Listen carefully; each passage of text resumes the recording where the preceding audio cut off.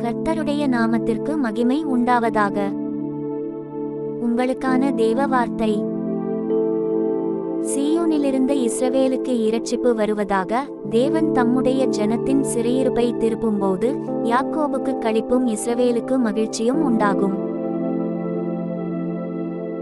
ஜெபம். கர்த்தாவே, உம் இரட்சிப்பும் சோதனைகளுக்கு முன்னான பாதுகாப்பும் என் வாழ்வில் வரட்டும்.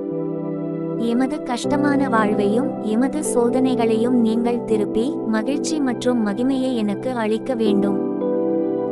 உம் கிருபை எப்போதும் எங்கள் குடும்பத்திற்கும் எனது மனதிற்கும் நிறைந்த ஒளியாக இருக்கட்டும். என் நம்பிக்கையை உயர்த்தி உம் இரட்சிப்பின் அழகையும் மகிழ்ச்சியையும் காண எனக்கு சக்தி கொடுங்கள்.